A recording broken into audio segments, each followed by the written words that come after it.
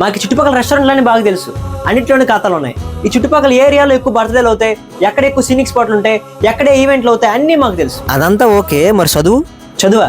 అదేంటి కొత్త రెస్టారెంటా? హే అన్న, మా కాలేజ్ కూడా వైజాగే. కాలేజ్ ఉండేది విజయనగరంలో అయినా ఎక్కువ వైజాగ్లో ఉంటారు. ట్రావెలింగ్ లవర్స్ ఎవరైనా ఉన్నారంటే అది మా స్టూడెంట్సే. ఎందుకంటే రోజులో సగం మాకు ట్రావెలింగ్లోనే అయిపోద్ది. వెళ్ళడం రావడం, తగరపల్స్లో సినిమాలు, భీమిలీలో బర్త్డే పార్టీలు, అది దాటితే వైజాగ్. రీల్ బీటెక్ కాలేజ్ రా, స్కూల్లో తీసుకొచ్చారు. అక్కడ స్టడీ అవర్లు ఎక్కువ. అన్న ఇప్పుడే స్టడీ అవరేజ్ చాలా నీరసంగా ఉన్నానన్న. లేదా జోకులేసి ఇంకా బాధ పెట్టకండి అన్న. మార్నింగ్ 8కి కాలేజ్కి వస్తాం అన్న, రాత్రి 8కి ఇంటికి వెళ్తాం. సండేల్లో స్టడీ అవర్స్ ఉంటాయి. తమ్ముడు నువ్వు బీటెక్ చదువుతున్నావు లేకపోతే ఇంటర్? ఏమో అన్న, ఎంటర్ అయిపోతే బీటెక్ అన్నారు. నాకు ఇంకా ఇంటర్లో ఉన్నట్టుంది. మీతో మాట్లాడినట్టు ఎవరికి చెప్పకండి అన్న, మా ఇంటికి కాల్ చేస్తారు. శుక్లాం భద్రం విష్ణుం శశివర్ణం చతుర్భుజం. తమ్ముడు ఏంటి అదేంటో అన్న, మా కాలేజీలో అందరూ చదువు పెట్టలే. అసలు ఈ కాలేజ్ మట్టిలోనే ఏదో ఉందన్న.